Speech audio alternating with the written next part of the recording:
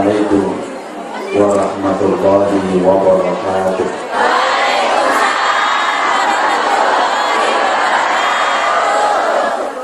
Bismillahirrahmanirrahim. Alhamdulillahilladzi ja'alana minal ladzina yastami'una al-qawla fayattabi'una ahsana. Ittabi'u man la yas'alukum ajran wa hum muhtadun.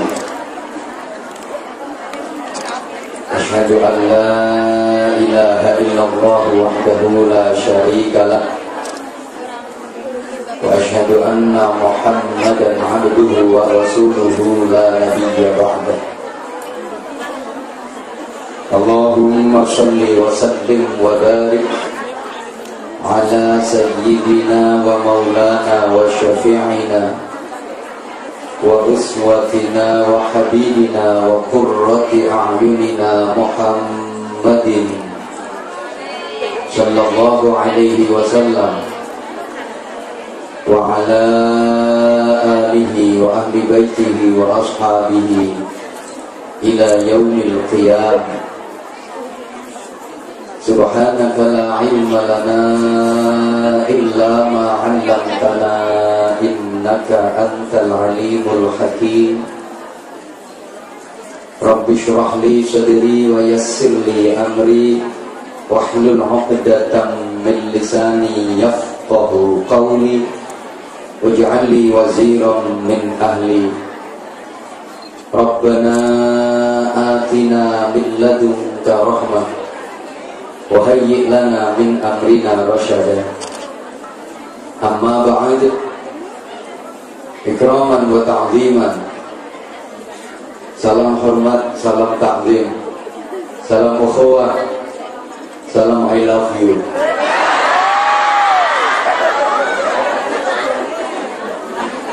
Kami haturkan kepada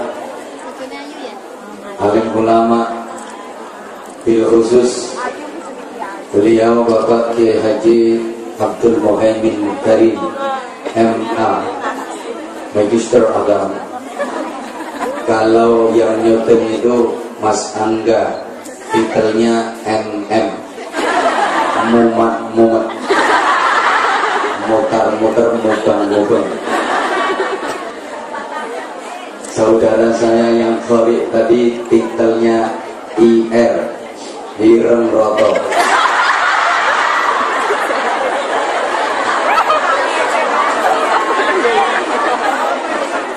Yang ngomong ini sama, bukan hanya IR tapi SPD, sibuk bola ide.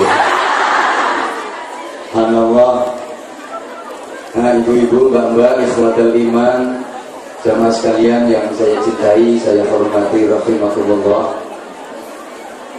Alhamdulillah atas rahmat Allah, atas taufik Allah, atas izin Allah, hari ini dalam keadaan sehat wa'afiyah kita dipertemukan di rumah Allah, di majelis yang mulia, dalam rangka launching. Launching itu ya tunggalin mancing.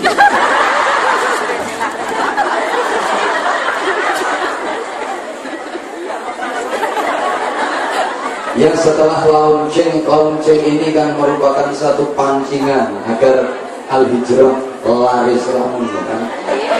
Majalah Al-Hijrah tadi sekaligus kita bersilaturahim, bertalabul ilmi dalam rangka untuk memperbaiki akhlak menuju iman yang kuat. Jamaah sekalian rahimakumullah,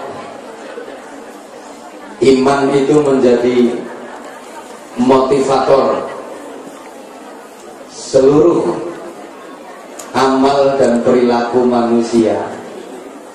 Sebagaimana kita ketahui bahwa manusia ini merupakan makhluk yang paling disayang Allah, makhluk yang paling dicintai Allah, makhluk yang paling diunggulkan dan dibangga-banggakan oleh Allah di antara makhluk-makhluk yang lain. Sampai Allah menciptakan jagat raya semesta ini bukan untuk makhluk yang lain, tapi untuk manusia. Huwallazi khalaqa lakum ma fil ardi jami'an. Dialah Allah yang menciptakan untuk kalian manusia apa saja yang ada di muka bumi, yang lain nampung.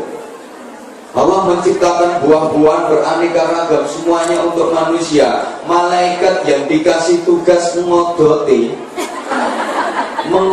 buah-buahan itu dulunya kecil menjadi gede, itu kan diodoti sama malaikat.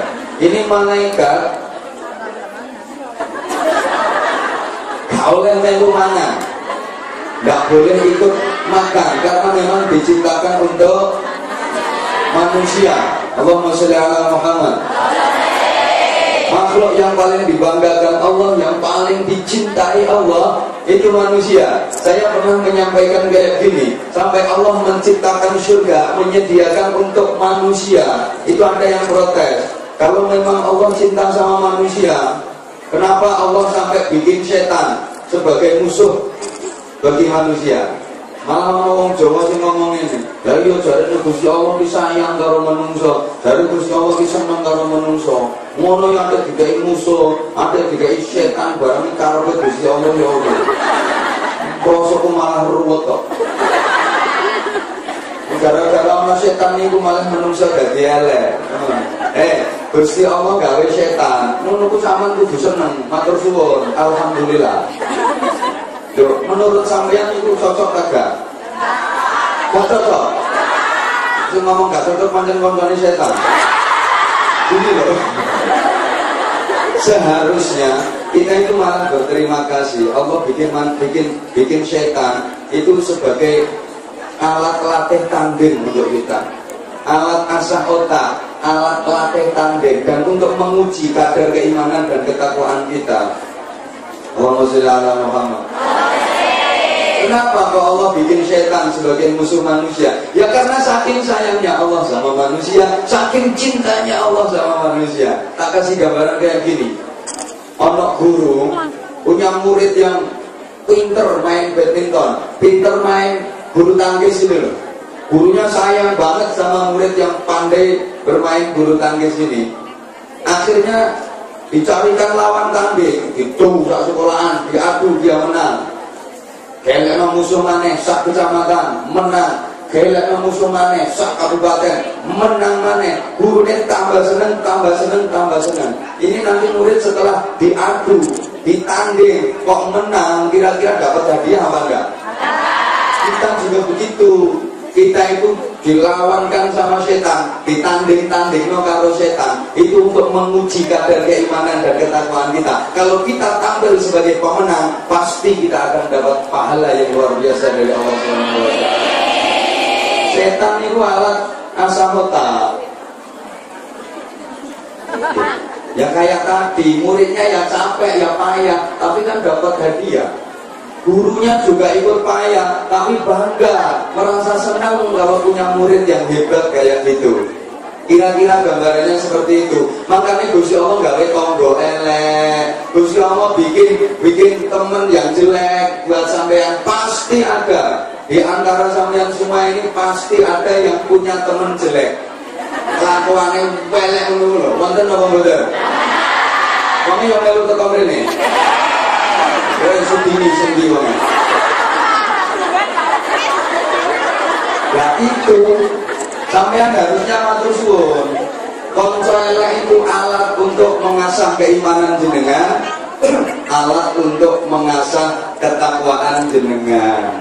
Sampean iki lho dikai konco elek, iku imane sampean sik apik kagak, imane sampean sik kuat apa ora. Mulane dikai konco elek. Bagaimana menyikapi konco yang elek? Semuanya kembalikan kepada Allah Subhanahu. Kalau saya sering bikin contoh kayak gini, ibarat manusia yang benar itu ya manusia yang benar-benar jadi manusia. Ojo tiru asu. Jangan seperti Anjing itu kalau dilempar pakai kerikil, dia nggak mungkin ngejar yang lempar, tapi ngejar kerikilnya. Anjing itu kalau dilempar pakai kerikil, dia itu ngejar kerikilnya, nggak ngejar yang ngelempar. Woi. Jangan seperti itu. Nah kadang-kadang kita itu sama Allah dilempar pakai kerikil, yaitu konco elek, tonggo elek. Loh kita itu malah ngejar kerikilnya, yang kita musuhi malah konco sing elek iku, yang kita musuhi malah tonggo sing elek iku. Salah, seharusnya kita jangan ngejar kerikilnya, tapi ngejar si pelemparnya. Ngejar yang lempar. Terus angel dikai gambar ngene iki. Kayak contoh mana? Karena bocah lanang mlaku-mlaku, ya modelnya kayak Mas Anggang ini ya. Lagi jalan-jalan sendirian, terus di samping jalan itu orang cewek wayu, wayu kok kayak gue sebelumnya aku bayi ibu jauh dari wayu, jombo, arek lagi kok usil Mas Angga yang lagi jalan dilempar pakai batu kecil, nganggo kerikil ngono. Ya nah terus melengak deh nih, begitu terus yang lempar cewek cantik, kira-kira Mas Angga ini ngejar kerikilnya atau ngejar selera?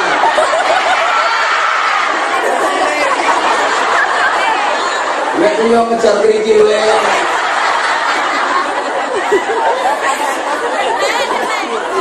Karena aku yang ngejar yang lempar ya.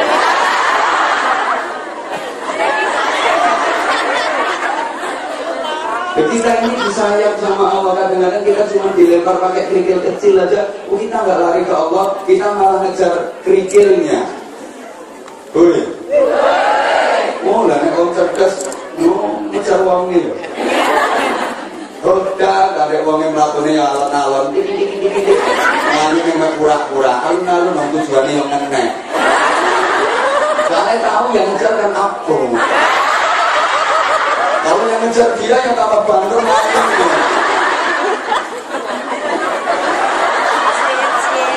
Saya ngejar karena saya ngejar karena cinta.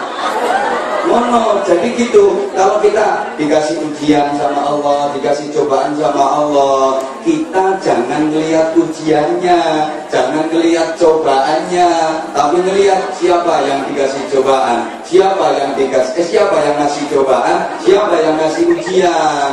Kadang-kadang enggak, dua konco elek, dua tonggo elek, enggak mau lari ke Allah, lari menyang dukun. Ngono kadang yang moro kiai, wonten yang donga sing nek diwaca mboten iso mbledhos. Kadang-kadang kiai ini yo setel. Gampang waca ayat kursi ping 313 langsung jebol. Itu kok setan iki. Lawang diantem kerikil wong goda kerikil, tapi itu goda Gusti. Makanya kemarin saya di awal saya sampaikan pada teman-teman untuk selalu berzikir kepada Allah dalam situasi apapun, dalam kondisi bagaimanapun, sebagaimana perintah Allah, fadhkuruni azkurkum washkuruli wala takfurun. Berzikirlah kalian kepadaku, maka aku juga akan berzikir kepada kalian. Kalau kalian tidak berzikir kepadaku, kata Allah, aku juga tidak akan berzikir kepada kalian. Nah, dikai cara Jawa ngene, sampean ku eling nang aku ya eling nang sampean. Lek sampean gak eling nang aku ya gak eling nang sampean. Lek sampean elinge nang aku akeh, elingku nang sampean yo akeh. Lek elinge sampean nang aku titik, elingku nang sampean yo titik. Lek sampean terus eling aku ya terus eling sampean. Dan nek sampean gak tau eling aku ya gak ngurus rupamu.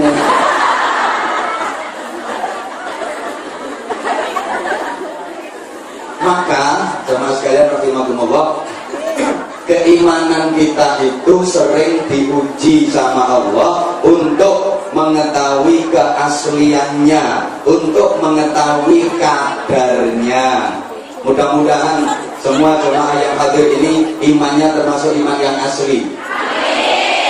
Karena sekali lagi iman selalu diuji sebagaimana emas itu diuji dulu keasliannya, emas ini asli apa tidak, terus diukur kadarnya berapa karat.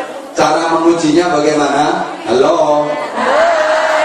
Kok masih pada usruk sendiri sih? Ini emas dilelet-lelet di batu hitam, kemudian digosok-gosok, setelah itu dikasih air keras. Kalau warnanya tidak berubah, tetap kuning, mencorong, cemerlang, wah ini berarti emas asli 24 karat. Kalau setelah dilelet-lelet di batu hitam, digosok-gosok, dikasih air keras, warnanya kok agak memudar, wah ini berarti emasnya mungkin tinggal 22 karat. Kalau lebih pudar lagi, mungkin ini emasnya 18 karat. Kalau warnanya lamat-lamat jadi puyeh, itu mungkin tinggal separuh, 12 karat. Kalau setelah dikasih air keras kok cek babat pisang, itu emasnya sekarat. Ya, itu berarti emasnya ya, kira-kira dulur-dulur saya jamaah sekalian yang hadir di sini ini kualitas keimanannya, kadar keimanannya kira-kira yang berapa? Yang 24 karat, 22 karat, 18 karat, 12 karat atau yang sekarang?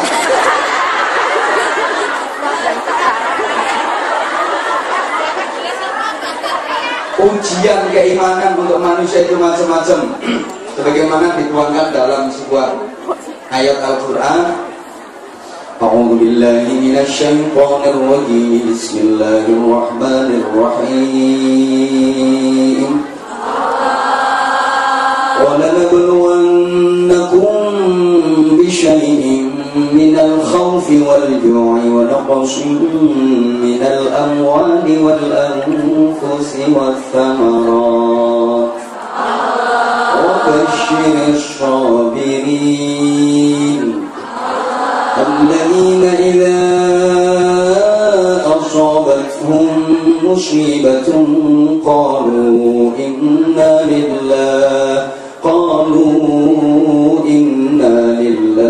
وإنا إليه راجعون ولنبلونكم بشيء من الخوف. Dan sungguh kami Allah benar-benar akan menguji kalian semua wahai manusia dengan berbagai macam ujian, di antaranya al-khauf, rasa takut, ketakutan. Yang kedua wal-ju', kelaparan. Yang ketiga wa naqsin minal amwal. Di antara ujian Allah itu adalah kekurangan harta atau kemiskinan. Wal anfusi, kekurangan jiwa atau kematian. Wath thamarat, kekurangan buah-buahan, paceklik atau krisis. Ini semua untuk menguji kita manusia, menguji kadar keimanan kita. Yang pertama al-khauf, ujian yang berupa rasa takut, ujian yang berupa ketakutan. Dan setiap manusia itu diberi potensi rasa takut sama Allah. Jadi rasa takut ini merupakan satu kelaziman sunnatullah yang ada pada diri manusia. Siapapun manusianya pasti mempunyai rasa takut, termasuk semua yang datang di sini. Mulai lahir sampai menjelang mati, itu manusia selalu ada rasa takut dan rasa takut. Mulai tadi itu yang berangkat dari rumahnya majikan. Karena rumah toh butuh manu, ngomong aku ke omah. Majikannya yang anakku lo gak imane mana apa orang tau gembel, orang tau ngomongin anakku omah majikan ya omahku enggak aku udah dengerin mikir anak-anak itu yang suka bingung malah di Indonesia ya Indo berarti kan ini ngomong Taiwan itu berarti no Taiwan. Sudah Tangan pakai disingkat-singkat. Berarti jenis apa jahit disingkat Kiai Jah. Mana anwar itu Kiai Anu ini.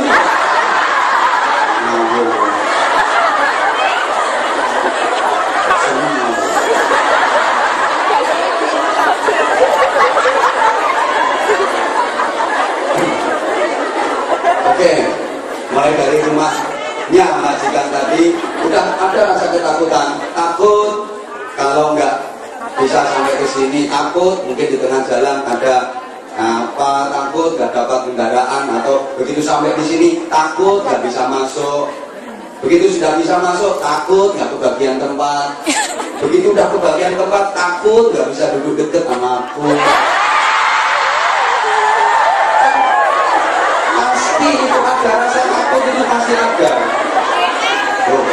Orang yang dagang itu pasti takut rugi. Dengan dari rumah yang asli di Indonesia mau ke sini aja itu udah takut nanti dapat majikan yang pelit, majikannya galak. Yang udah kerja di sini takut sering dipotong gajinya, takut di internet, macam-macam. Manusia itu selalu seperti itu. Yang perawan, yang berjaga, takut mau nikah, kadang-kadang takut dari perawan, engkau gak bojoku nang galak, gak bojoku nang kereng, terus gak bojoku nang males kerja, terus gak iso belanjani aku, gak bojoku gak setia. Sing Jawa yang ngono, takut jangan-jangan nanti istriku cerewet kayak gini-gini, banyak tuntutan, jangan-jangan nanti istriku terlalu banyak tuntutan, terus gaya hidupnya terlalu tinggi, padahal sementara ini pekerjaan aku cuma kayak gini, gaji aku cuma kayak gini, jangan-jangan nanti aku nggak bisa membahagiakan. Begitu sudah nikah, takut kalau nggak punya anak. Begitu sudah punya anak, takut nggak bisa menyekolahkan anak. Ada loh kayak gitu, punya anak itu loh, baru umur 3 bulan, anaknya saya umur 3 sasi. Bapak boleh nang omahe tanggane cerita, ya Allah, aku daftar no anakku sekolah, kuliah nang kedokteran, mlebu tok iku bayare 200 juta. Kata si ibu yang punya anak sik 3 sasi umure iki, apa iya toh? Iya. Bayare 200 juta. Ini ibu yang anaknya baru umur 3 bulan ini lenger-lenger, mulai nangis, turun tembong, mulai nangis, turun jalan ketemu tangga ditakoni, nyapa sama tuh nangis, taruh gendong anak, apa anakmu loro, orang anakku yo gak loro, ayo mau cerita jarene, ngobrolnya anak ibu yang nang kedokteran tuh bayarnya 200 juta, dan aku ki apa yo iso nyekolahno anakku, kalau anak saya umur 3 sasi. Tapi kok larang banget biaya di sekolah, apa aku iso nyekolahno anakku. Wong anak sing umur 3 sasi kok mikir biaya kuliah. Anak sing umur 3 sasi yo susah ono sing waras. Anakmu yo mik ono dhisik. Dididik sing apik umur wae wis adoh banget. Orang itu memang banyak seperti itu. Nanti yang sehat takut sakit, yang sakit juga takut ya. Rasa takut itu pasti ada.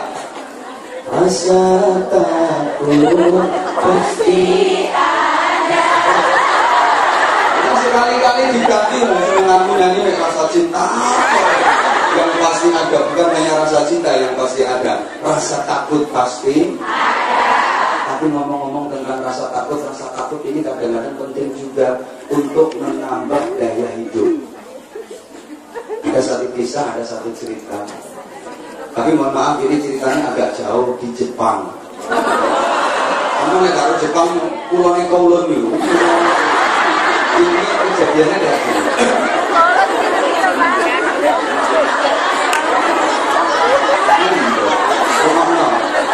Orang Jepang itu, orang Jepang itu punya kesukaan makan ikan laut yang jenisnya ikan salmon. Ya tahu kan ya? Lo tahu dulu nih. Ikan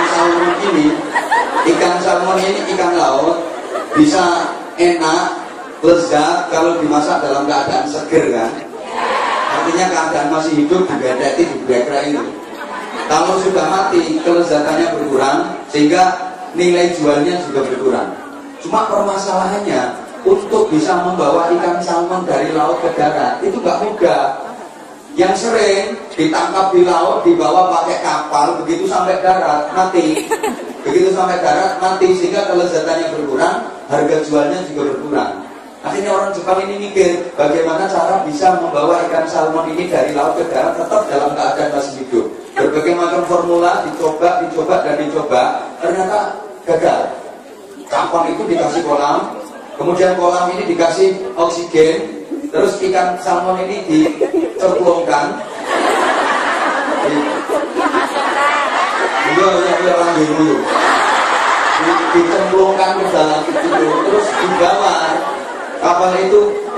Ternyata begitu nyampe darat masih mati juga. Terus kayak gitu. Akhirnya ada yang pinter, caranya ditangkap sama kapal itu dikasih kolam, kasih oksigen, ikan salmon dimasukkan ke situ, ditambah satu, dikasih ikan hiu yang kecil. Nah ikan salmon ini kan makanannya ikan hiu tuh. Dikasih ikan hiu yang kecil sehingga ikan salmon ini ketakutan. Dia nggak ngerti kalau yang di situ ikan hiu kecil belum bisa nyaplok. Jadi dalam kolam itu dikasih ikan hiu yang kecil sehingga ikan salmon ini ketakutan. Karena ketakutan dia terus berlari, muter sampai darat dia muter. Akhirnya udah tekan darat. Subhanallah. Dan ini pernah saya praktekkan dengan tonggoku. Tonggoku dia masih seneng buahan marmut. Diwadai kerangkeng itu dari Surabaya sana, begitu sampai rumah mati marmut. Akhirnya tak kayak akal, gampang. Kerangkengmu kayak sama kucing cilik, kayak orang naik. Karena saya teringat ceritanya orang Jepang ini, benar subhanallah. Akhirnya kerangkeng itu kan dikasih naik anak kucing, ngeyang itu loh, apa? Dia naik itu anak kucing itu loh. Akhirnya ini marmut kan ketakutan loh, begitu lihat kucing kecil, padahal kucing ini belum bisa nyaplok loh. Sama ikan hiu yang kecil tadi, marmut ini selalu gerak muter-muter karena ketakutan sampai omahnya sekurek. Jadi saya pikir kadang-kadang hidup ini perlu sedikit ketakutan. Jadi dua utang karena itu penting. Dan kalau kita punya hutang, akhirnya kita ada rasa cemas, rasa takut. Akhirnya kerjanya kan semangat. Nek perlu cari tambahan kerja. Wah, aku ini kerja cuma kayak gini, padahal aku punya tanggungan gini ya. Sekarang aku ini aku buru-buru kan. Akhirnya golek partai tambahan, golek kerja tambahan. Jadi berbahagialah semuanya kan. Coba sampean pikir omongan saya ini benar apa enggak? Allahumma sholli ala Muhammad.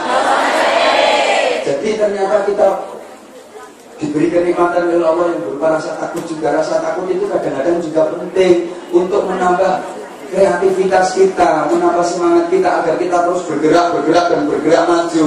Jadi dua hutang ini ternyata yang penting. Karena kita punya hutang, kita takut diubur-ubur yang kita hutangi, akhirnya kan berusaha untuk kerja biar bisa nyaur. Makanya duit bojo kereng ini yang penting.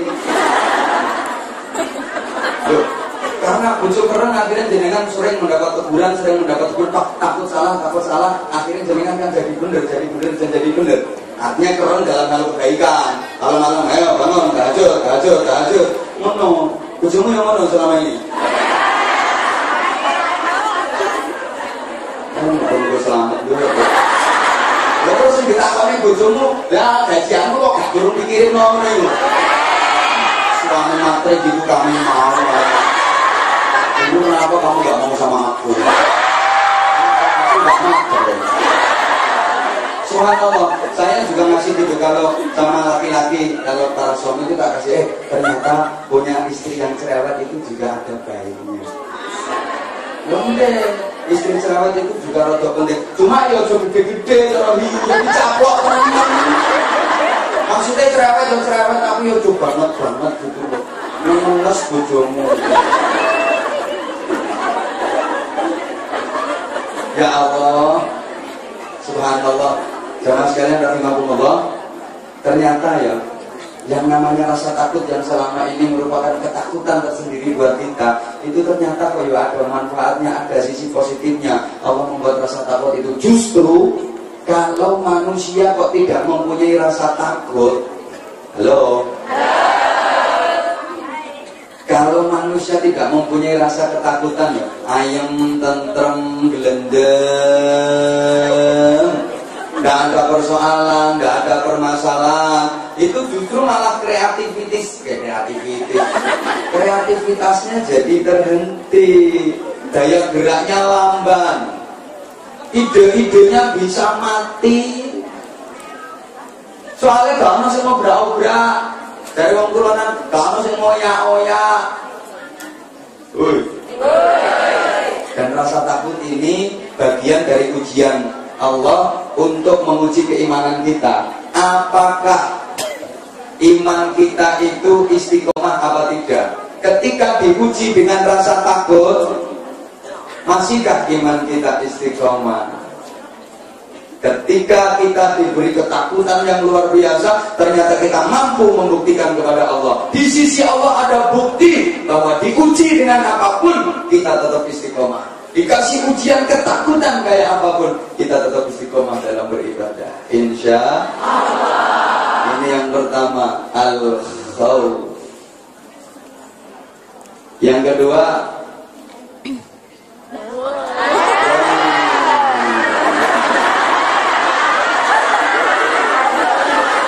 wal-ju'i, dan kelaparan. Ini juga bagian dari ujian keimanan. Tapi saya yakin kalau di sini nggak ada yang namanya kelaparan. Wong lauk pun minum. Karena anakku dulu sengireng-ireng ini, aku ketemu pertama kaget. Masya Allah. Kok tak gawang timbangan? Kok bisa ngomong? Terlalu cepat pemakaman.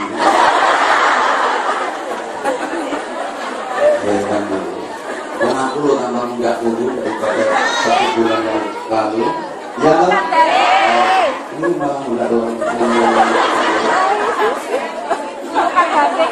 Aku lo kalau lagi kemana-mana lo dirokkan sama orang. Ini tambah dulu meleh aku ya kirakan. Saya kamu sedikit banget. Enggak mau sampai aku beli pagi muda makin gak karu-karuan kayak gini terus gak pati mudanya apa? Sekolah istri. Kalau di sini nggak ada yang namanya kelaparan, tapi banyak di antara saudara-saudara kita yang masih kena ujian musibah kelaparan itu, subhanallah. Maka Islam mensyariatkan puasa itu salah satu di antaranya agar kita bisa sekali-kali merasakan lapar, dan dari itu kita mendapatkan satu hikmah, ada satu pengendalian diri dari lapar itu. Buat dari kelaparan itu kita mampu mengendalikan diri. Maka sama sekalian, hakikatnya orang yang berpuasa itu bukan kok mengendalikan diri pada waktu siang hari, no, tapi setelah maghrib. Setelah maghrib, pengendalian dirinya orang puasa itu setelah maghrib tuh.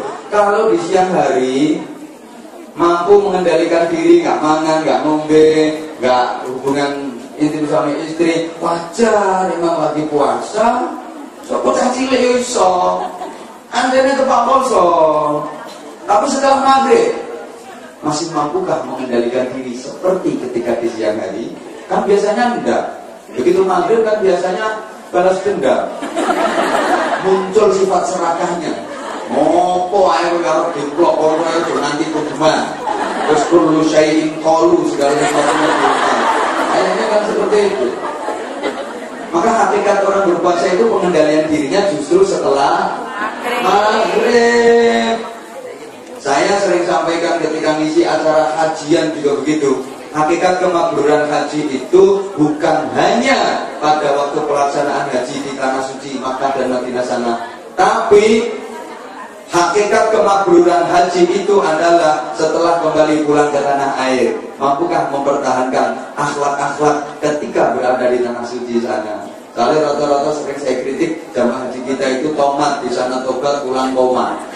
Rata-rata seperti itu. Benar. Mana ini kok malah itu? Wayu takut gak kebagian tempat sholat jamaah. Wayu. Tapi begitu di rumah dengan salatu wassalamu alaihi. Apa? Ini rukunnya itu. Malah saya yang paling gak seneng ngaji itu kayak gini. Ketika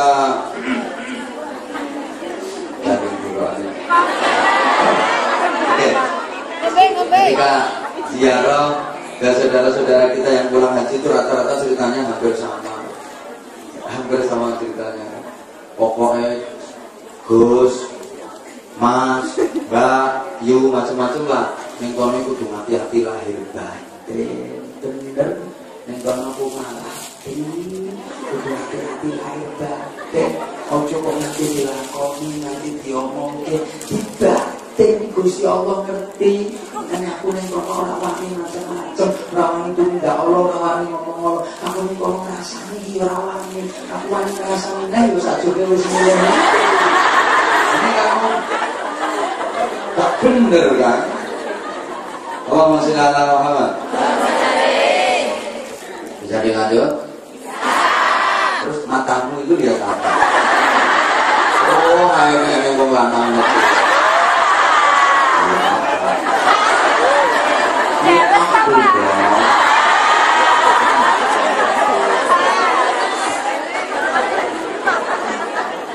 Wa naqsim minal amwal wal anfusi, dan kekurangan jiwa artinya kematian. Kematian ini juga bagian dari ujian Allah Subhanahu. Nggak usah takut kita, karena itu ujian yang harus kita hadapi, dan setiap kita pasti akan mati. Kullu nafsin dha'iqatul maut.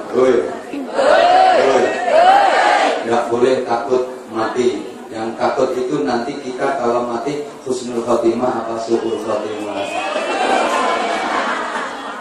Itu yang harus kita antisipasi, kita waspadai. Kalau mati nggak usah takut, tiwas takut ya tetap mati.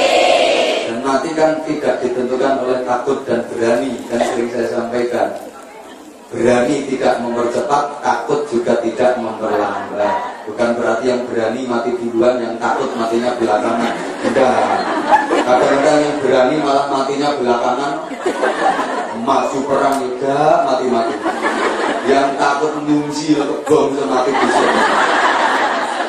Makanya kalau saya sering gambarkan juga tidak ditentukan oleh usia. Kayak perjalanan buah kelapa itu loh. Kan ada yang masih kembang manggar itu sudah berguguran. Padahal si kembang belum manggar, terus berguguran terus kodok rontok. Ono jadi bluluk ceblok, gede sithik jadi cengkir dobrok, jadi degan lobrok, metu santene diobrok-obrok. Kayak gitu, ono sing nanti tuwa coklat kunting bukek kecepet. Bongkok jadi bajing ora tedas diobrok-obrok ora ceblok-ceblok. Arep dipenek ogah. Soalnya bungkek. Kematian juga seperti itu. Ada yang masih dalam kandungan sudah pada berguguran, bahkan nggak jarang yang digugurkan. Alhamdulillah nih. Ada yang baru lahir protok langsung mati. Wong kita kok diitik-itik disentet asal itu pakai tas resep. Ya bayi mati ya wajar, remaja mati juga banyak. Ini sama mereka kene mati yo. Pantes-pantesan. Ada malaikat Israel ini saya kira dapet nyawani wong ngabur saya ini. Aturan biasa, Muhammad. Iya, suka rombongan. Ya aku siji-siji kesemwen le. Malaikat Israel ini setiru aku. Kesemwen le siji-siji. Langsung Air Asia plus. Lu bayangin malaikat Israel. Wah, aku beneran.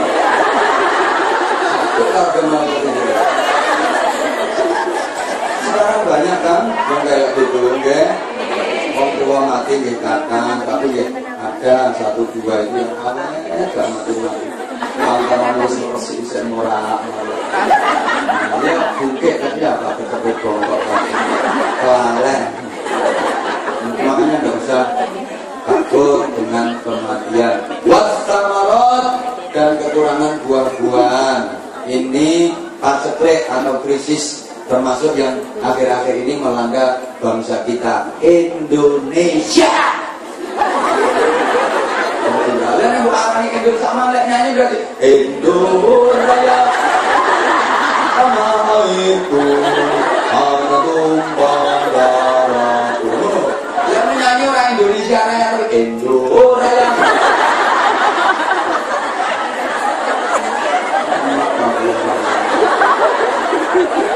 Ini negara kita kan lebih prihatin.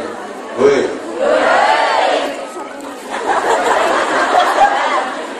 Ya kehormatannya, ini masya Allah, apalagi kalau dengan dunia internasional. Lagi prihatin jenengan yang di sini tahunya cuma dari kabar, aku yang di sana, engkau di sini, aku di sana.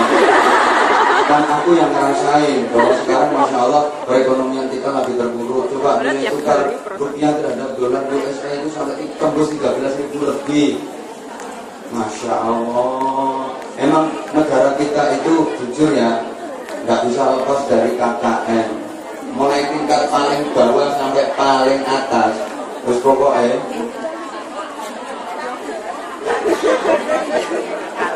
moyot negara kita ini. Ya karena mohon maaf ya, pemimpin negerinya juga kayak gitu kan kalau anekdotnya. Terus untuk presiden itu, presiden itu kabeh ya KKN. Yang memimpin negeri Indonesia 7-7-nya itu KKN semua. Presiden pertama Bung Karno, Blitar itu kan ganteng, gagah, keren. Sehingga banyak digandrungi perempuan, dicintai sama wanita. Terpaksa beliau KKN, kanan kiri nona.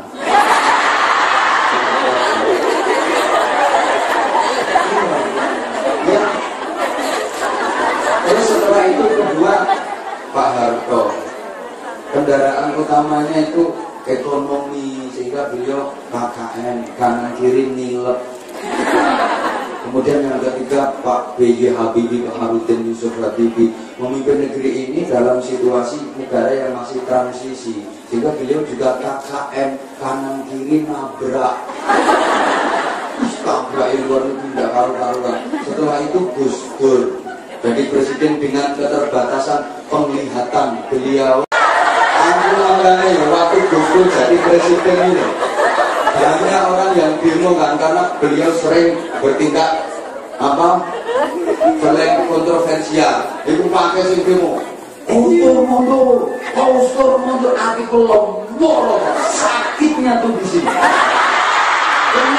Gosur mundur rasanya. Dah mau ngajuin runtuh.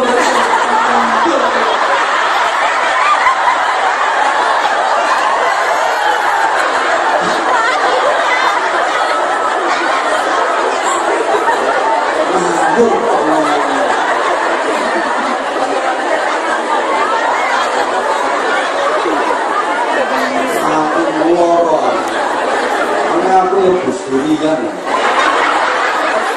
ada di bawah mundur ya apa caranya mundur anak kecil mundur. Habis itu yang memimpin negeri ini Ibu Mega. Wah, perekonomian juga masih semrawut, gak karu-karuan, banyak aset negara yang dijual, sehingga beliau juga KKN, kanan kiri nego. Ada sendiri Pak SBY gagah, tapi karena terlalu banyak partai yang mengelilingi beliau ya KKN, kanan kiri nuntut, kanan kiri nanya. Saya ini Pak Jokowi KKN, kanan kiri naik.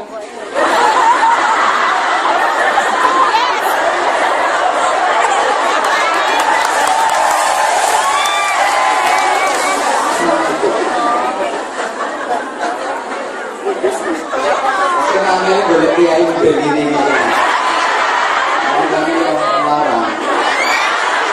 Kalimatnya ini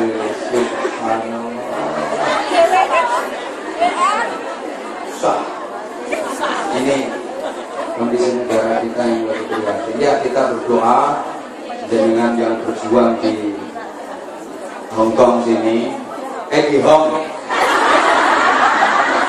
yang mudah-mudahan perekonomian negara kita kembali terangkat, martabat bangsa kita kembali baik. Ini ya krisis ekonomi. Jadi semua tadi merupakan ujian, ketakutan, kelaparan, terus walju, kelaparan, kemiskinan. Ya namanya miskin itu ya pasti ada sampai hari kiamat kurang 2 hari. Dan namanya kemiskinan itu pasti ada, dan miskin itu wajib ada. Ya, kalau nggak ada yang miskin kan nggak ada yang kaya. Wong dibilang kaya itu karena ada yang miskin. Pinter juga ya. Ya, dibilang kaya itu karena ada yang miskin, maka miskin itu ya wajib ada. Nah, kalau semuanya kaya, terus yang kerja siapa? Yang bersih got, yang bersih sampah, yang tukang sedot WC, itu terus siapa kalau semuanya kaya? Maka Allah menciptakan manusia itu dibuat ada yang kaya, ada yang miskin. Yang kaya jangan merasa bangga, yang miskin jangan bersedih. Mau sedih, mau yang miskin jangan biasa ini kan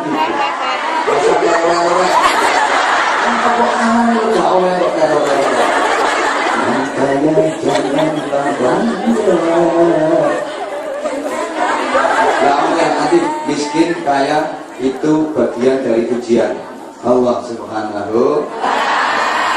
Cuma lebih berat diuji jadi orang miskin. Kadal faqru ayyakuna kufran. Kemiskinan itu hampir kali dan sering kali menggiring manusia untuk menjadi kufur.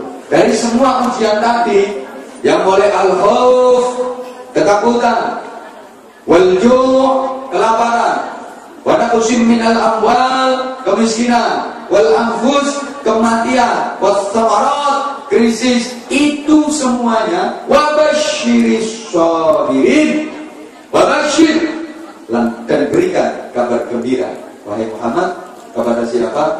As-sabirin, orang-orang yang diberikan kabar gembira itu orang-orang yang sabar dalam hal menghadapi ujian. Sabar itu mengembalikan segalanya kepada Allah Subhanahu. Misalnya punya saudara yang meninggal dunia, ya kita sadari bahwa dia dari Allah, dia milik Allah, dan dia kembali kepada Allah. Kita harus bisa menerima ketetapan takdirnya Allah. Sekali lagi kita harus menerima apapun ketetapan Allah. Kitanya tinggal menjalani. Setiap manusia itu kan sudah ditetapkan oleh Allah. Kapan lahirnya, siapa orang tuanya, siapa kakek neneknya, berapa rizkinya, semuanya udah ditetapkan. Siapa jodohnya, berapa kali nikahnya, semuanya sudah ditetapkan oleh Allah. Loh iya, kapan matinya, ini semuanya sudah tertulis di Lauhil Mahfuz. Jadi suratan takdir, halo, itu benar-benar ada dan sudah ditetapkan oleh Allah. Kita manusianya tinggal menerima, tinggal menjalani. Allahumma sholli ala Muhammad. Kita nggak boleh ada yang ngedumel, nggak boleh ada yang grundel, nggak boleh ada yang ngamuk, apalagi marah-marah sama keputusan Allah. Ini ada cerita, saya tuh punya teman seorang pengusaha,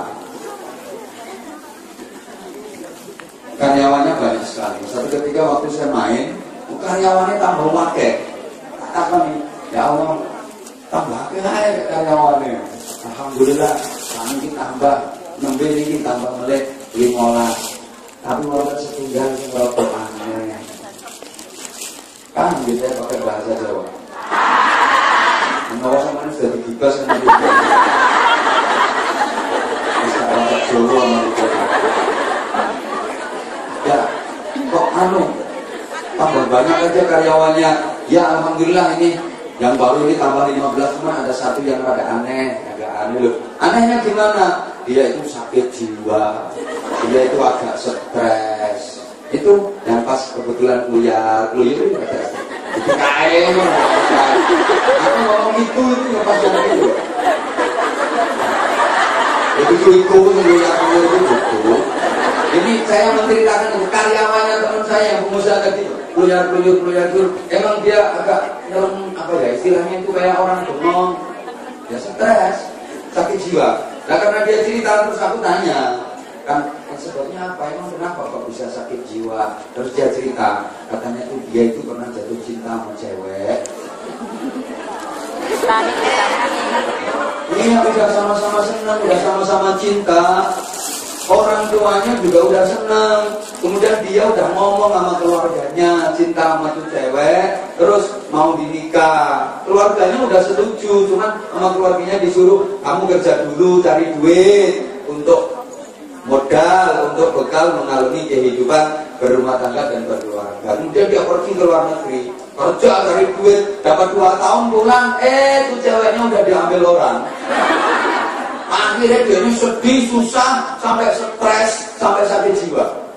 Ini kan gara-gara nggak menerima ketetapan Gusti Allah kan. Akhirnya terus saya ngomong gini, mengaku itu kan ngomong ya. Artinya saya dapat ilmu. Nah itu loh. Kadang-kadang kita itu memang mengalami kenyataan seperti itu. Yang kita dapatkan tidak sesuai dengan yang kita harapkan. Pernah nggak ngalami kayak gitu? Ya sering. Harapannya kemarin gajian, nanti tak kayak gini. Saya pas gajian, namanya pengeluaran tak terduga itu banyak, usah pirang-pirang kok. Masya Allah. Memang kadang-kadang kita itu mengalami keadaan seperti itu. Sesuatu yang kita alami tidak sesuai dengan yang kita ingini. Kenyataan yang kita jalani, yang kita terima itu tidak sesuai dengan yang kita harapkan. Tapi kita harus sadar bahwa yang namanya sukses itu tidak berarti berhasil mendapatkan sesuatu yang diharapkan. Tapi sukses itu adalah berhasil mendapatkan kebaikan. Tak baleni, Kak Maria itu godok sing iso ngene. Anwar saya kok internet ngomong. Rumahno. Sukses itu tidak berarti mendapatkan sesuatu yang diharapkan, tapi sukses itu mendapatkan kebaikan dalam hidup. Itu sukses. Sehingga Allah mengajarkan kepada kita, kalau meminta kepada Allah, memohon kepada Allah, tidak disuruh meminta apa yang kita inginkan, tidak meminta apa yang kita harapkan, tapi disuruh meminta kebaikan sama Allah. Tak balik nih. Sama lihat domanan Gusti Allah itu, perintahnya Allah enggak disuruh minta keinginan sampean, enggak. Tidak disuruh meminta apa yang kita inginkan, apa yang kita harapkan, enggak. Tapi disuruh meminta kebaikan. Rabbana atina fid dunya hasanah wa fil akhirati hasanah. Ya Allah, Rabbana atina fid dunya hasanah, berikan kepada kami di dunia ini hasanah, kebaikan yang diminta, bukan yang kita harapkan loh ya. Wa fil akhirati hasanah, dan berikan pula kepada kami di akhirat hasanah, kebaikan. Yang hasanah di dunia dan hasanah di akhirat ini yang bisa waqina adzabannar, menyelamatkan kita dari siksa api neraka. Allahumma shalli ala Muhammad. Jadi orang yang berhasil mendapatkan sesuatu itu belum tentu orang yang sukses, karena sesuatu yang didapatkan belum tentu bisa membawa kebaikan. Banyak itu teman, waktu dia belum jadi DPR itu, wah harapannya kepingin jadi anggota dewan, berharap, bercita-cita kepingin jadi anggota dewan, sampai keluarin duit ratusan juta, bahkan ada yang kelasnya miliaran. Ternyata dia berhasil mendapatkan sesuatu yang diharapkan, yang diinginkan, iso jadi anggota DPR. Tapi begitu jadi anggota DPR, akhirnya berurusan dengan hukum, berurusan dengan KPK. Ini kan dia tidak mendapatkan kesuksesan, karena yang diharapkan memang bisa tercapai, keinginannya tercapai, tapi itu tidak menjadikan kebaikan buat dia. Paham? Paham?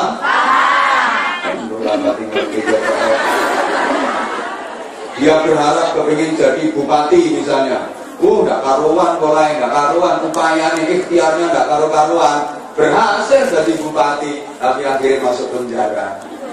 Jabatan yang diinginkan itu tidak membawa kebaikan dalam hidupnya. Maka, kita jangan meri dengan meri apa? Ya, kita ambil dulu. Jangan iri dengan orang yang mendapatkan sesuatu. Jangan pernah iri dengan orang yang berhasil mendapatkan sesuatu, tapi irilah dengan orang yang baik. Ini. Tidak usah iri dengan orang yang berhasil mendapatkan sesuatu, karena sesuatu yang berhasil dia dapatkan belum tentu jadi kebaikan buat dia, apalagi buat kita. Tapi irilah dengan orang yang baik, karena orang yang baik itu pasti bahagia. Ini mana? Iri yo karo wong sing apik, meri yo karo wong sing apik. Soale nek wong apik iku mesti uripe bahagia. Tapi kalau orang yang mendapatkan sesuatu yang diinginkan, belum tentu hidupnya bahagia. Belum tentu membawa kebaikan. Allahumma sholli ala Muhammad. Jadi lek ana wong sregep ngaji, ini kalau sampean, ya Allah, Mbak itu lho padahal kerja iku yo wakil lho kerja yo soro poso, kalau iso nyempatno setiap minggu iso ngaji, ya Allah. Baik banget dia. Dek roman, seneng nolong, nang konco. Lek ono sing model ngono kuwi sampean iri yo. Tapi lek ono koncone sampean sing wah dapat bonus dari majikan sekian-sekian, gak perlu iri. Wong itu belum tentu jadi kebaikan kok. Dia dapat duit dari majikan tambahkan, akhirnya bikin dia jadi tidak karu-karuan, gaya hidupnya glamor, terlalu mewah, akhirnya sawahnya yang malah kadol. Belum tentu jadi kebaikan kok. Sekali lagi, boleh iri kepada orang yang baik. Kita disuruh iri malah sama orang baik. Kalau ada orang baik itu sama iri yo. Tapi kalau orang yang berhasil mendapatkan sesuatu, gak usah iri. Sesuatu itu belum tentu jadi kebaikan buat dia, apalagi buat kita. Paham? Sehingga Sayyidina Ali karramallahu wajhah itu berkata begini, kalau saya menginginkan sesuatu, maka sama ini kalau orang tak itu saja. Aku sangat sampai bembat-bembatan nanti meting-ting. Untungnya kok kuru-kuru. Tapi kalau metung-tung ini dilempet kenyang. Ini ngomong kayak gak kena dilempet.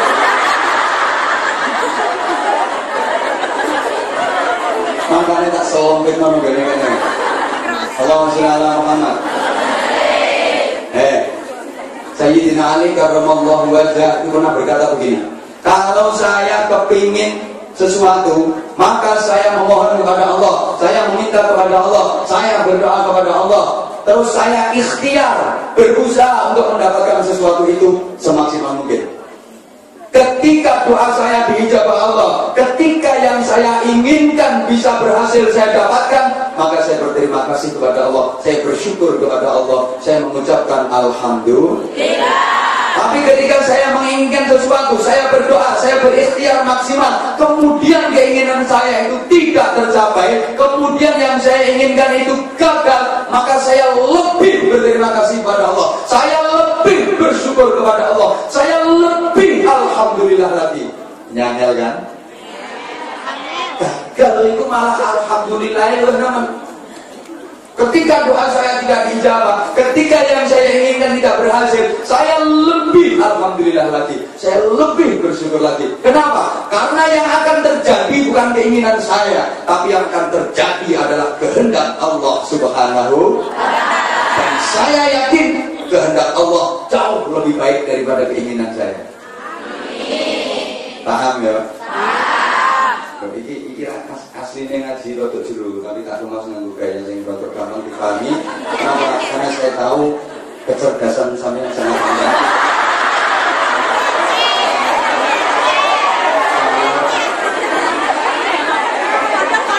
Kalau tak pakai bahasa yang aslinya, tasawuf dalam sudah pikiran. Tapi rotok pikiran. Sorry. Dan silakan menertawakan diri sendiri. Karena memang ya kenyataan itu pahit dirasakan. Kadang-kadang.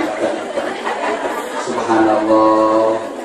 Coba Sayyidina Ali itu seperti itu. Ketika menginginkan sesuatu, oleh kepingin apa-apa, dan doa orang gede Allah, ikhtiar semaksimal mungkin. Ketika berhasil, terima kasih ya Allah, matur suwun ya Allah, alhamdulillah ya Allah. Berarti yang saya inginkan disetujui Allah. Berarti keinginan saya di ACC sama Allah. Allah setuju dengan keinginan saya. Saya berhasil. Ketika saya gagal, doa saya tidak dijawab, ikhtiar saya sudah maksimal tapi saya juga gagal. Saya lebih terima kasih ya Allah, matur suwun ya Allah, alhamdulillah. Malah teman, kenapa? Karena keinginan saya tidak disetujui oleh Allah. Kenapa? Gak baik untuk saya. Yang akan terjadi bukan keinginan saya, tapi kehendak Allah. Dan kehendak Allah pasti baik buat saya. Tapi keinginan saya belum tentu baik buat saya. Fa'asa an takrahu syai'an wa huwa khairul lakum. Boleh jadi kamu membenci sesuatu, padahal sesuatu yang kamu benci itu kebaikan buat kamu.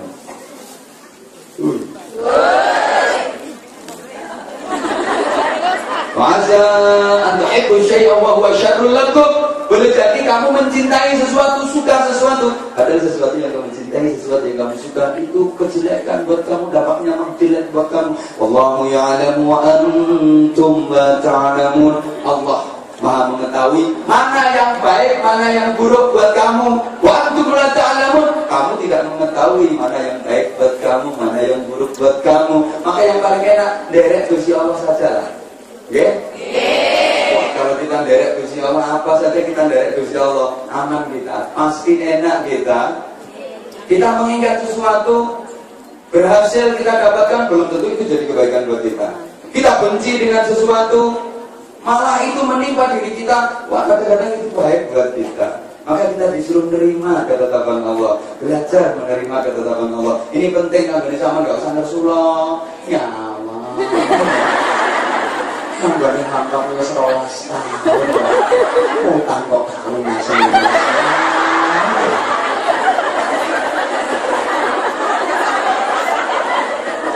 ya mau awakku tok ini semua yang aku ya bener aku tolong yang kamu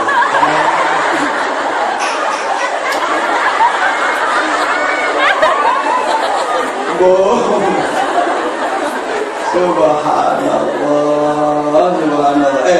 Ini loh, ini ada cerita biar kita bisa menerima ketetapan Allah. Oke, boleh aku cerita pengalaman pribadi? Sebelumnya mohon izin. Bahwa kita harus menerima ketetapan Allah. Yang ditetapkan Allah untuk kita itu yang terbaik buat kita. Gak boleh protes kita. Saya itu dulu waktu masih di pesantren, saya pernah cinta sama santriwati. Aku tuh belum selesai ngomong.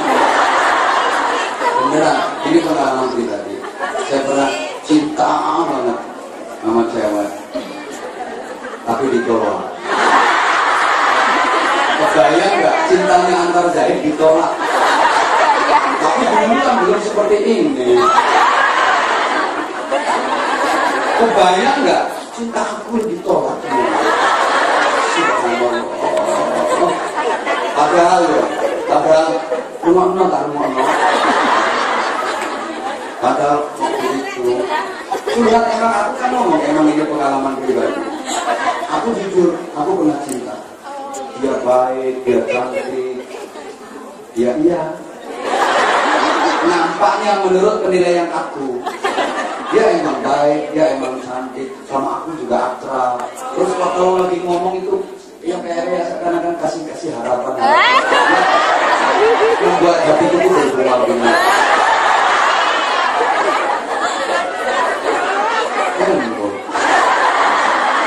Pokoknya waktu itu tidak ada keindahan kecuali bersama dia. Aku waktu itu sudah gimana ya? Namanya orang jatuh cinta, Masya Allah. Itu saya sering merasakan kayak gitu. Dimanapun ada dimanapun ada Allah, bener. Ya Allah, ternyata padahal dia itu selama itu ya baik dengan aku, ya ramah komunikasi juga lancar, saya kasih harapan gitu. Ya Allah, tiwas aku GR.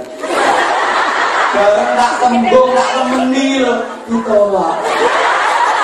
Aku sama mikir, memang hancur wong itu jinak merpati.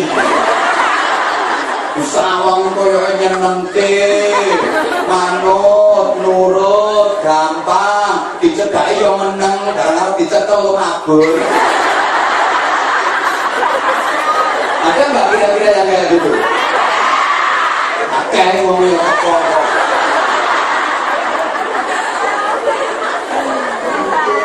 Enak merpati ya kayak gitu. Ya Allah, aku waktu itu jujur hampir drop out dari pesantren. Hidup seakan hampa. Tidak ada gunanya lagi. Aku sudah tidak ada harganya lagi. Aku sempat merasa bahwa itu, ya Allah, tidak ada nilainya, tidak ada harganya. Betapa cinta aku ditolak.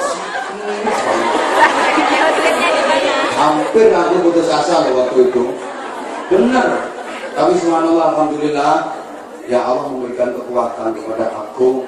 Aku terus nanti biarnya itu udah nikah duluan. Terus setelah aku ya, mudah-mudahan dianya juga mendengar cerita aku. Pasti dia merasa, pasti dia merasa. Dan ini kan luar negeri. Pasti dia merasa, ya Allah, aku sering cerita. Gak apa-apa, ambil ilmunya. Ambil ilmunya. Aku sampai kurang apa aku. Aku gak berusaha jujur, aku gak berusaha serius. Malah ditolak. Subhanallah. Kemudian dia mau minta duluan. Setelah aku lulus dari pesantren, aku pulang, aku juga nikah. Ya, lama lah aku gak ketemu. Terus yang namanya pernah ada rasa kan. Waktu ketemu sama temen, aku tanya, ini apa keadaannya? Aku ingin tahu kan, boleh terus gimana dia keadaannya gimana? Sekedar ingin ngerti aku, subhanallah, betapa mirip, betapa sakitnya aku mendengar kabar bahwa ternyata kehidupan rumah tangganya tidak karu-karuan. Ya Allah, gitu, subhanallah. Allah mempertemukan. Kira-kira jarak berapa ya? 6 atau 7 tahun lah, tidak pernah ketemu. Ya aku ketemu dia bareng sama suaminya. Ya Allah, malah obat.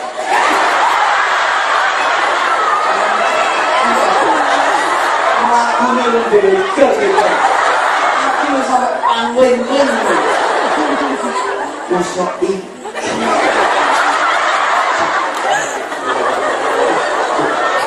Jujur ya. Aku melihat keadaan dia tuh, hatiku menangis. Bagaimanapun dia pernah singgah di hati.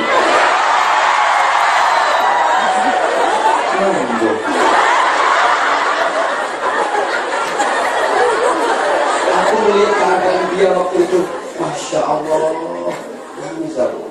Ya, terus ternyata aku dapat cerita kok sampai kayak gitu. Bujuni, gimana nih?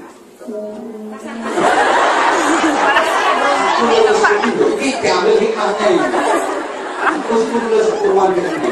Ternyata apa? Subhanallah. Itu ada cerita, ya Allah. Ternyata dia itu yang perempuan itu bukan hanya jahat, jahat.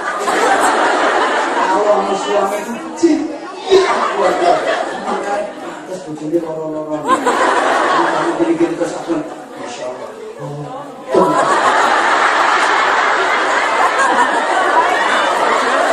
Bayangkan, andaikan dia jadi istri, bukan aku sekarang mungkin nggak berada di sini. Dan Anda nggak kenal sama yang namanya Anwar Zahid. Ini loh kehendak Allah. Kalau kita mengikuti ketetapan Allah, kita harusnya seperti itu. Maka kalau mungkin ya ada di antara keluarga kita yang mati, harus kita terima bahwa itu ketetapan Allah. Alhamdulillah. Ada yang mati gitu, alhamdulillah, inna lillahi wa inna ilaihi raji'un. Jangan lupa alhamdulillahnya. Yo, masa Pak, ini kekawan hati ini saya cetek ini. Kita selama ini kalau ada kematian kan cuma si anu setor. Juru mati kok si nalilang. Ini masih tahu cerita, aku masih tahu. Bisa kita selama ini kalau ada kematian kan, nah misalnya, si anu itu lo mati, innalillahi wa inna ilaihi raji'un. Alhamdulillahnya lupa. Kita bilang alhamdulillah itu kalau si mati lo ngelek. Si mati ngelek oke, gitu kan dari sungai kampung, kita ada nih. Si anu kalau mati, alhamdulillah. Punya kita Indonesia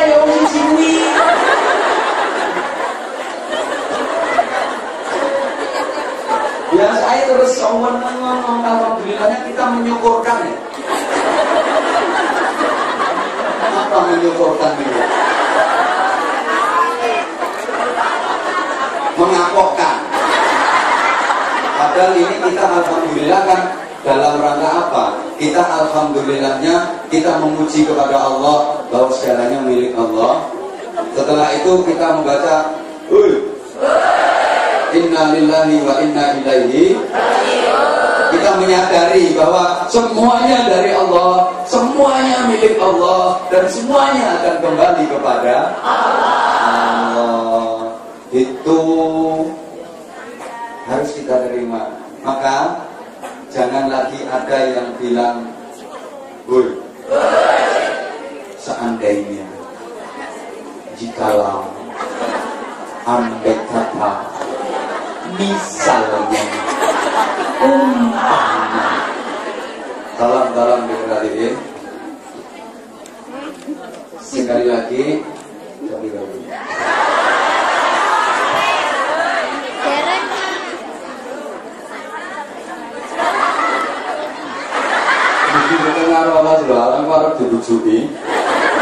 Jangan lagi ada yang bilang memang ini sengaja saya sambung dulu, ini habis ini nanti jamaahnya ganti. Enggak kayak yang kemarin. Oh, ganti jamaah. Aku sangat penuh. Sangat akunya. Alhamdulillah habis ini ada terus nanti manusia sesi ketiga. Aku udah ngerti kok sesi ketiga. Masa aku gak sesi ketujuh sih.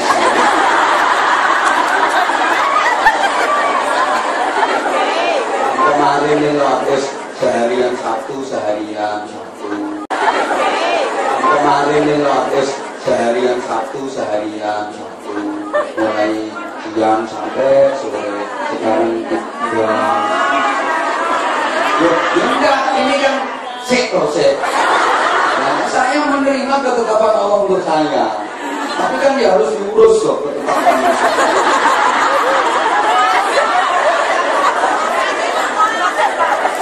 Mau sampean iki lho gaji telat 3 bulan wis ngamuk-ngamuk.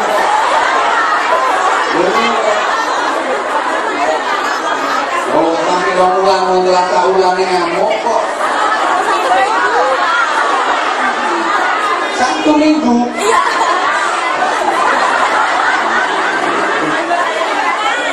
Parah. Wes lumayan tak jadikan bahan masukan. Pom. 4. 12.20 jam 12 mengemis. Sorry menggalang dana. Kok mengneo. Jam 12.00 menggalang dana. Nah, terus jam 12.30 makan siang. Ini lebih tuwes.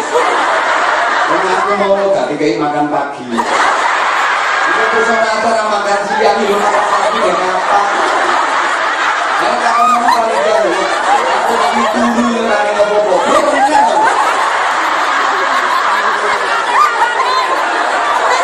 Mulai masuk dobrak. Sampai ngumpul sampai saiki loh.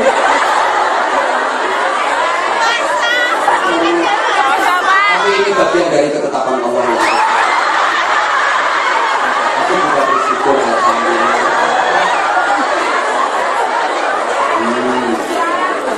Aku ini nomor ketetapan Allah seperti ini. Memang waktu roti sakuran dan roti. Lu ketampian ini, lu langsung diselongket nomor. Kamu pikir lah. Pak Muhaimin jadi sombong sama aku umur ngaji di dalam begini.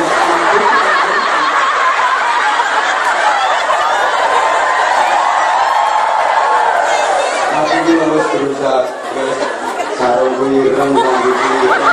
Kamu pernah lihat saya ceramah pakai kuda hitam? Lagi angkut kotor. Ya baru kali ini. Mulai aku ceramah baru kali ini aku pakai baju warna.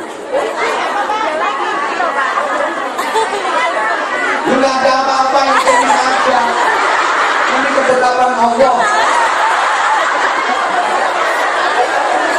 Ya harus kamu terima. Mungkin ini syarat bahwa nanti kamu pasti nggak pernah salah. Kamu tak kasih tahu ya. Ini loh, woi, coba terbang. Nanti aku yang nggak boleh datang lagi ke sini.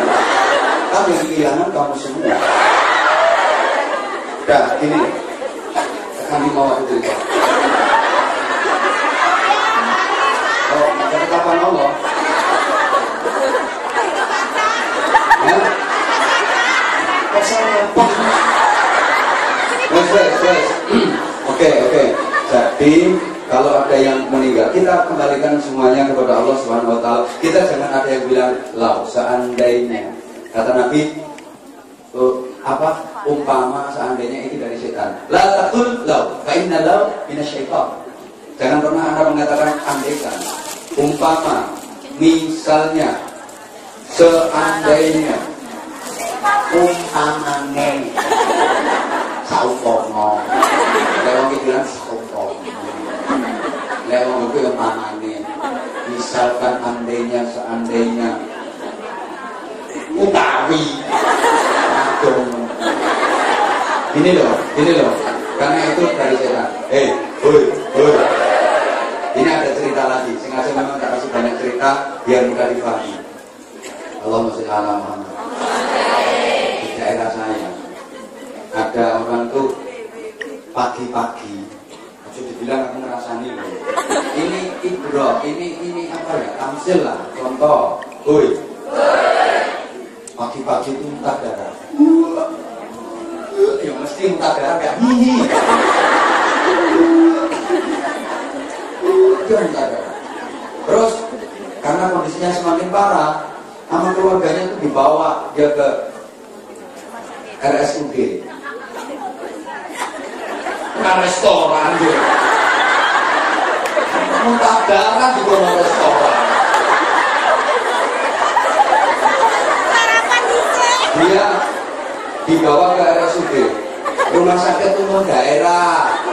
Aku takut zaman udah lupa tentang Indonesia. Tolong jangan terlalu berisik.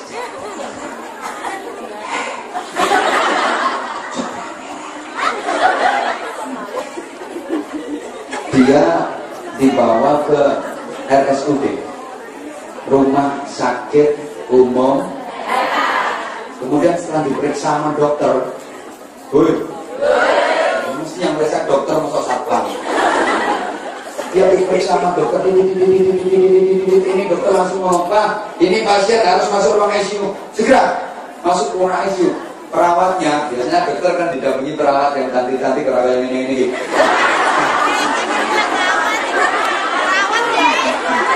Kok menghina itu siapa? Tapi kan cuma sekitar, biasanya dokter kan didampingi sama perawat yang ayu-ayu gitu loh. Mana kalimat menghinanya? Ini apa jenengmu ngene iki? Kok sensitif banget sih? Parang ini sekalian yang saya hormati. Jenengmu ya gitu ngene iki terus ngomong.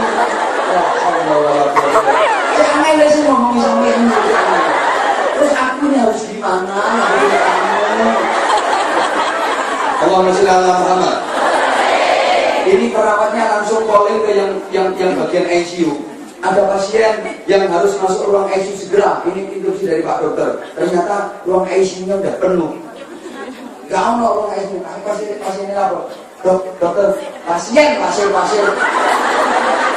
Pengen untuk provokasi bicara pasien kok pasir dulu. Dokter, ini ruang ICU-nya udah penuh, ini gimana dokter? Akhirnya dokternya ngomong, carikan rumah sakit lain, segera dibawa, ini darurat. Telepon ke rumah sakit yang satunya, yang Aisyah itu, ditelepon rumah sakit Aisyah. Tidak tahu rumah isang-isang. Pendahuluan isang-isang. Dia telepon ke rumah sakit Aisyah, ternyata penuh juga ruang ICU-nya. Akhirnya, udah pokoknya cepat dicarikan, cari rumah sakit yang ada ruang ICU-nya. Ini telepon sana, telepon rumah sakit sana, telepon kabupaten rumah sakit yang isinya penuh semua. Subhanallah, sampai nelpon yang di kabupaten sebelah kabupaten juga rumah sakitnya penuh, Lamongan penuh semua. Ada itu di wilayah Gresik. Tuh ini ada rumah ICU, rumah sakit yang ada ICU-nya masih ada itu di Gresik. Ya segera bawa ke sana. Mas langsung memang posisi darurat sampai Gresik ada ruang ICU, dia masuk. Alhamdulillah setelah sekitar setengah jam meninggal dunia. Nah, aku tadi kan harus ngomong alhamdulillah kok. Aku berhuyu di sini tuh. Setelah setengah jam, ini pasien ini meninggal dunia. Loh, yo meninggal dunia yo mati. Sedo itu loh. Terus kemudian, halo, dibawa pulang sama keluarganya. Begitu banyak orang pada takziah itu. Terus lihat kejadian dan peristiwa kematiannya kayak gitu. Itu akhirnya terus saya sih ngomong umpama kok cepet isek. Apa umpama kok masuk ruang ICU-nya lebih awal, menawa ya. Lah piye wong telung kabupaten ICU nentek. Iki umpamane kok iso mlebu ning ruang ICU luwih cepet ora telat nang ICU ya menawa sek ketulungan. Mohon maaf, kata-kata seperti itu kan sering terjadi di masyarakat kita, betul? Dan kata-kata seperti itu benar apa salah? Alhamdulillah, mulai cerdas ya tadi. Tak baleni, kata-kata seperti itu atau perasaan seperti itu benar apa salah? Salah banget. Wong yang namanya kematian itu nggak bisa ditunda, nggak bisa diajukan, betul? Idza jaa ajaluhum la yastakhiruna sa'atan wa la yastaqdimun. Kalau kematian udah datang, ajal udah tiba, nggak bisa ditunda sedetik pun, nggak bisa dimajukan sedetik pun. Nah, lah kok umpamane? Umpama. Jadi di Lauhul Mahfuz sudah ditulis sama Allah, suratan takdirnya sudah ada. Sak durunge dene mati wis ditulis karo Gusti Allah. Isuk matine kangelan golek ICU ya ono katane. Lah yang sampeyan sak niki ngene iki, riyo sono catetane. Isuk ben kerjane ning gone. Sudah ada catatannya di sana itu sudah ada. Halo.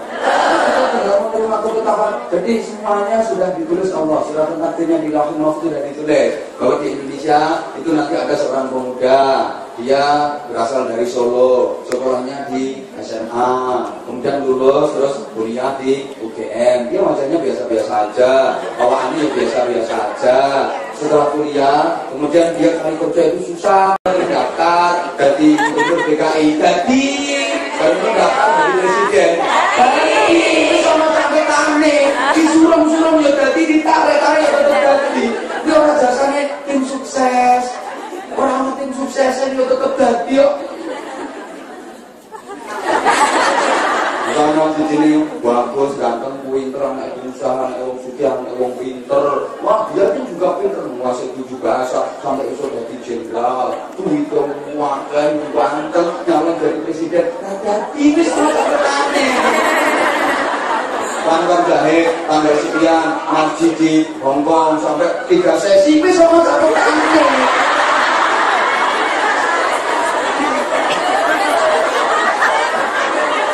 Kesomong kartane itu kesomong, apa ngaji lagi dari sarapan ya? Kesomong kartane surga ini kok. Kalau bokene ya ngombe bro, kalau tidak ngombe secelok munggah. Langsung sampai jadi ngombe aku. Ngombe ya harus berarti kok bisa. Gua mau satu kata ini dia sama caketannya.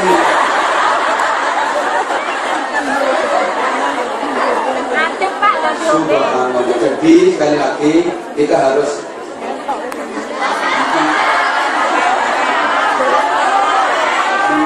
betul.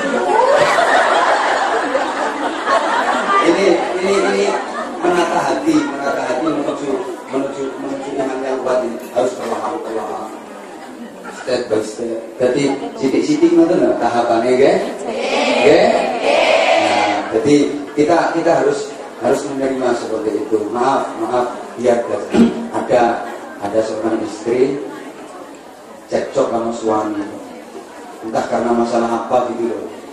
Cekcok kadang-kadang cekcok lah.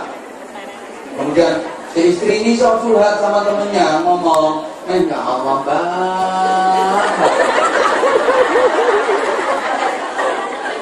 aku yang duwe bojo iki ora tau tenang, seperti mau geger ae. Kok aku ngene karep ngene iki dene gak tau setuju tapi lek dene sing duwe karep aku kudu manut. Lah aku yang ngene dadi ngocok iki wis ngalah terus. Oh, bae. Aku papaku biyen ora dalam ngomong kok kawin karo pacarku sing kae paling saiki yo bahagia. Nah, aku tibane saiki ndek bojo sing iki wis gak enak, kok gak enak banget, wis gak enak dadi bojone iki. Lah ngerti omong aku biyen karo pacarku sing kae saiki lagi bahagia. Nah, punten, ada enggak yang pernah membayangkan seperti itu?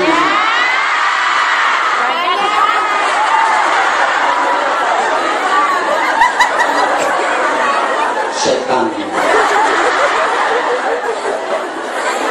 Emang indah kok.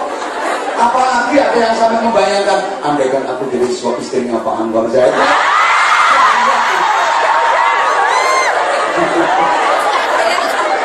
Loh, halo. Ini tidak boleh loh itu.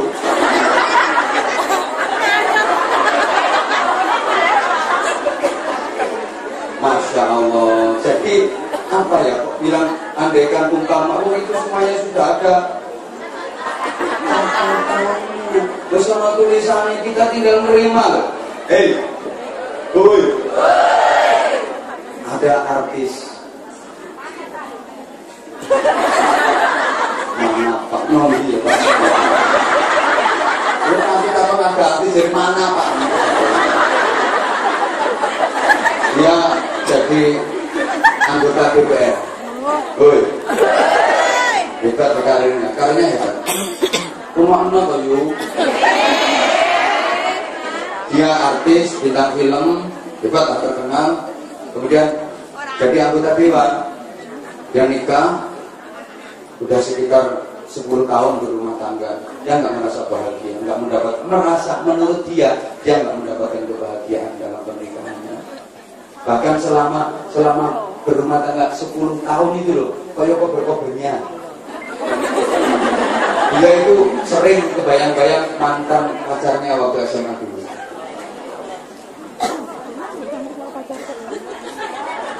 Karena dia kan ngerasa rumah tangganya nggak bahagia. Halo.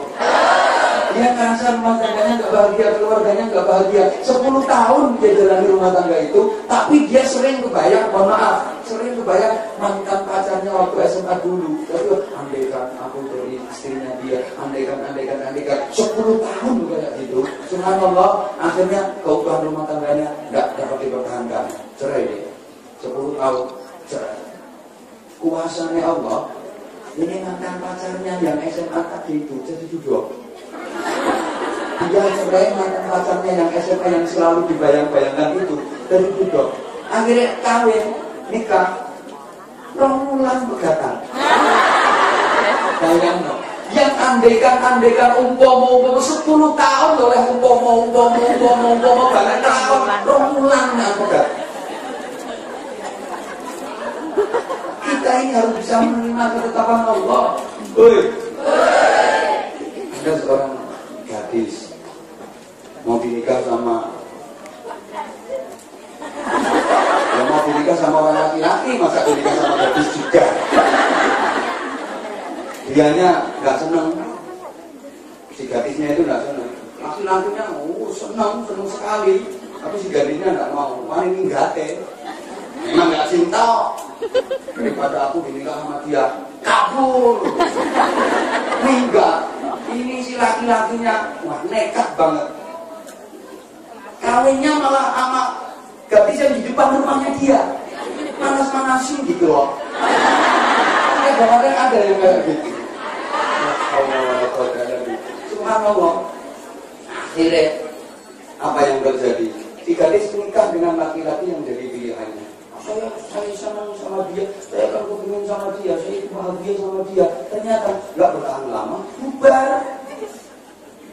Ini apa yang harus dilakukan? Ya menerima ketetapan Allah. Ketetapan Allah itu pasti yang terbaik buat kita. Kalau ketetapan kita, keinginan kita belum tentu baik, dampaknya masih ingat cerita saya yang beberapa waktu lalu. Orang belum besar kalian ini menengah. Saya pernah dapat undangan ceramah itu loh. Udah janji deal kalau saya itu sama janji itu berat saya. Kalau sudah iya ya iya. Makanya ini saya juga agak heran saya masalah dunia itu hari Minggu tambah mau Sabtu nih ono. Ini kalau saya sini. Ini kan mesti malah kamal kan aku. Misalnya nanti yang sesi ketiga misalnya aku protes, kak, aku gak udah. Mesti saya mengecewakan banyak jamaah. Apalagi sama ayah yang gak ngefan berat sama aku. Tapi saya mengecewakan itu. Coba tak pikir dah. Kalau saya datang dikira, wah itu materialis itu, usahanya itu ngaji aja sama 3 sesi cuma cari duit. Ayo tanggung sama si ngomong bangsaan ya. Aku tuh nggak pernah di mana-mana pasang tarik macam-macam itu nggak pernah. Bukan Anwar Zahid, bukan begitu. Halo, Ben. Ngomong dulu emosi ya, wih. Ya ini ketetapan Allah kalau hari ini saya harus emosi itu saja. Takutnya nanti kalau aku yang dianggap kayak gitu, jadi suara lu udah apa?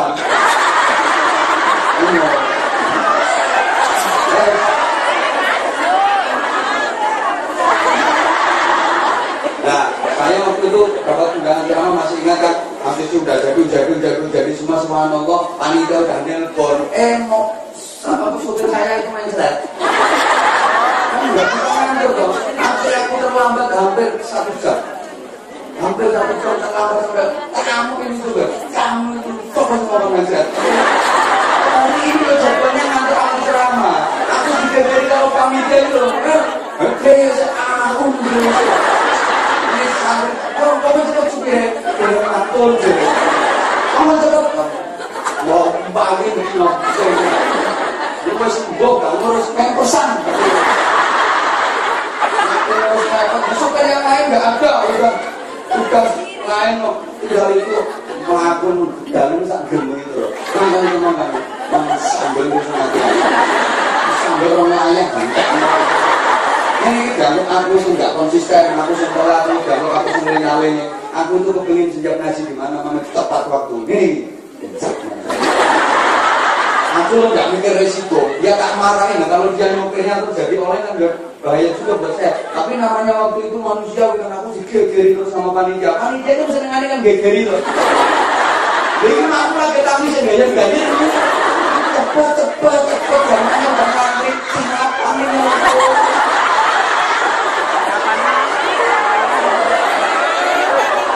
Gegeri, sama apa yang orang kayak ini lebih yang ditanggung dimatikan aku. Tambah mau aku menggeger dan